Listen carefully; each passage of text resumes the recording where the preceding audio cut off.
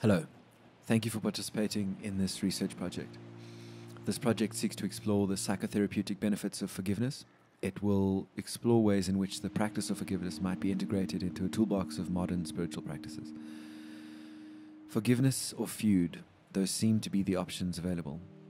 To even a casual observer, I suspect that it might be quite obvious that the heaving tensions, churning and spasming between the gathering groups might prudently be identified as a sprouting prelude to war in the decades to come.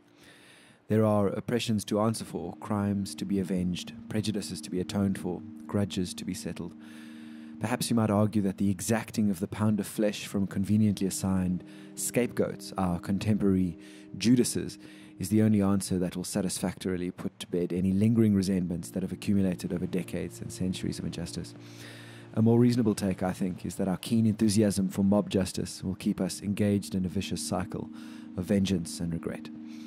Whether you are inclined to entertain notions of the divine or not, forgiveness occupies the zenith of that special category of cosmic revelation, insights, and ideas available to human consciousness.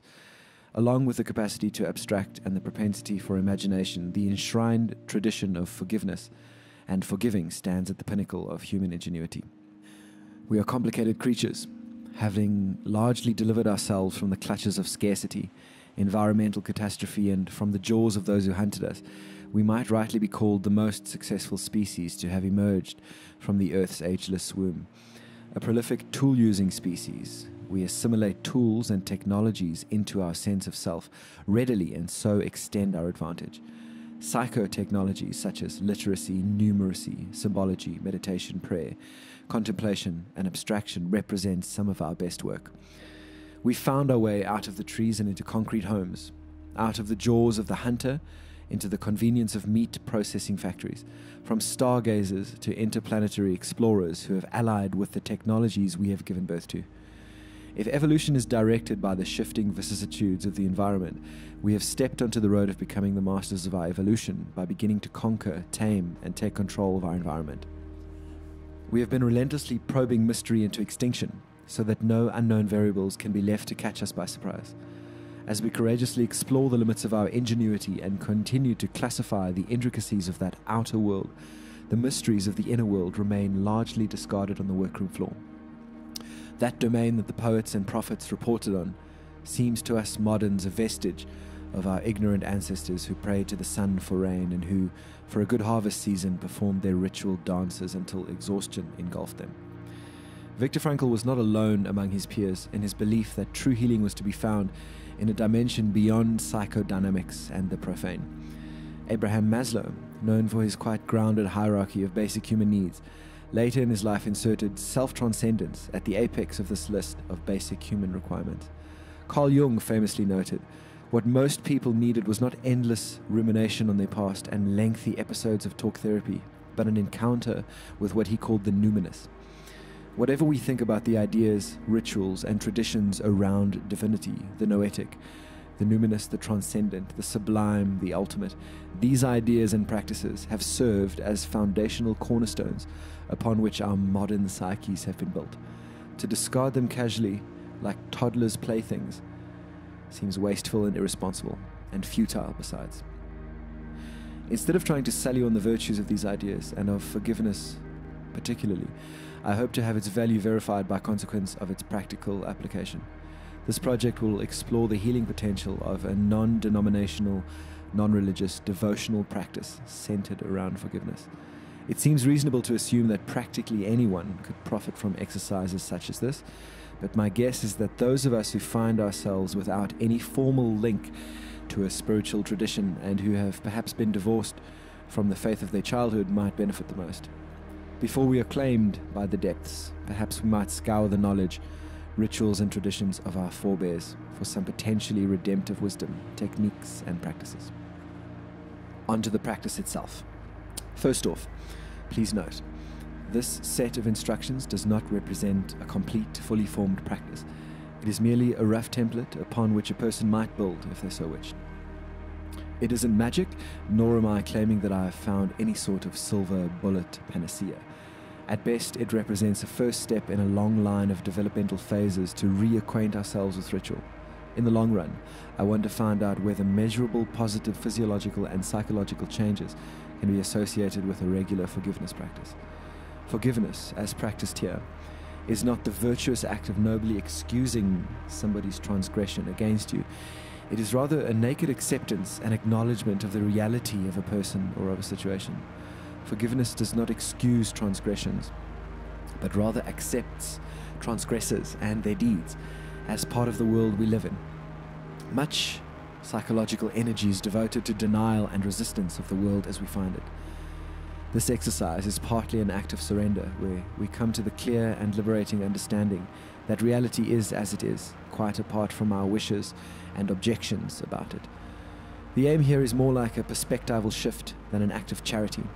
To forgive, as understood in the context of this exercise, is to take a broader perspective, to take the view of the ages and accept the world as we find it. In light of the scale of the cosmos, forgiveness comes more easily. In the scope of deep time, it seems rather absurd to cling to resentments that hold a person captive. In context of fragile mortality, forgiveness seems only right. By virtue of the existential terror of being a human being, forgiveness is given freely. Considering the abysmal void-like depths of a human heart, forgiveness looks necessary. One way to think about this exercise, and others like it, is to picture a vastly complicated machine whose workings we can barely observe with any semblance of comprehension, never mind manage to control. Perhaps when an obstruction of our own mind's origin lodges between two great cogs and grinds the great machine to a screeching halt, our intelligence is perhaps sufficient to locate the impediment, move it aside, and restore natural function. That's what we're trying to do here. Remove obstructions, at least the ones that we have any say over, and let the mind be restored to its spontaneous and effortless operation. We needn't have any blueprint of the operation in our minds.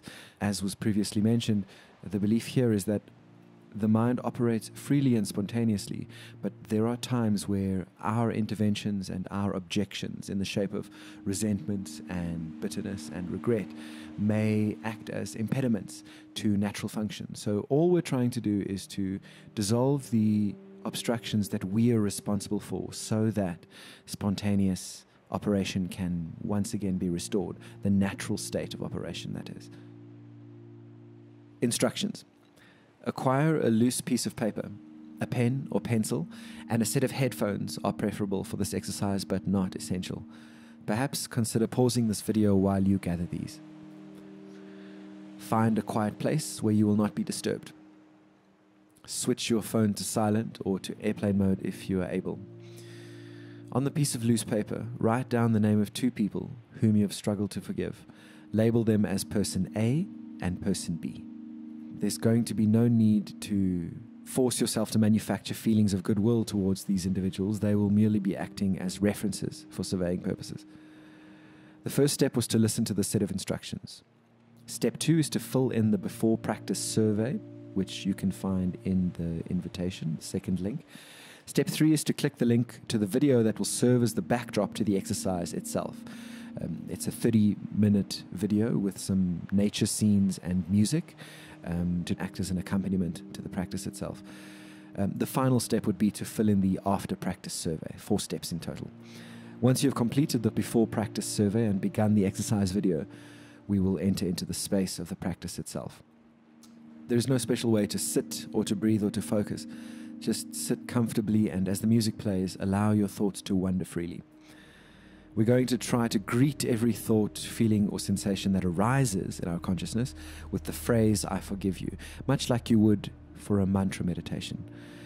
You don't have to say it in any special way or to try to force sincerity. Just watch where your attention goes, and once you have acknowledged the thought or sensation, we return once again to the modest, contentless phrase, "I forgive you. I forgive you."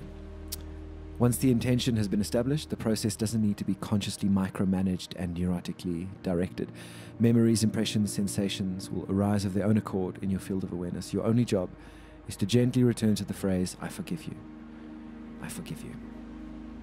It doesn't matter if you do it badly, do it clumsily, do it half-heartedly.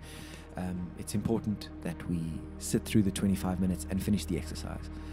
I have found it useful to conduct this exercise as a dialogue with yourself, spontaneous and free rather than rigidly systematized. We aren't trying to inhibit, suppress, or force here. Let your own natural intelligence guide the process. Your only job is to quietly return to the simple and almost contentless phrase. The experience may prove challenging at times. When challenged, resolve only to stay with the feeling of discomfort instead of instinctually fleeing the moment. There is no need for gung-ho attack posturing. Just stay there with the uncomfortable feeling and try not to run away. Forgive them for their ignorance and little-minded perspective. Forgive me for my audacity to dare approach something so grandiose with so few credentials. Forgive yourself for wanting to be healed. What to expect? At some stage, the urge to flee the scene might arise. This might also present as intolerable boredom. Try to stay in place for the duration. Usually, these urgent calls for redirection are veiled attempts at fleeing the emotional intensity of the moment that we are being presented with. You might actually become bored and impatient with the exercise. Perhaps this isn't for you. No hard feelings. Go well. You might begin to feel self-conscious and perhaps even foolish for participating in such woolly nonsense. Accept that you are a creature who is easily embarrassed and try to forgive yourself for that weakness. We're always returning back to, I forgive you. Return gently and without too much self-effacement to the phrase. Tears here are not to be judged or shunned. This is also why it's important to find a place where you will not be disturbed, so you aren't self-conscious, because these tears in this context generally, for me at least, represent relief. So stay with the practice without forcing or suppressing, just simply returning to the phrase, I forgive you. The process unfolds naturally to a large extent. There is no need to consciously direct the process.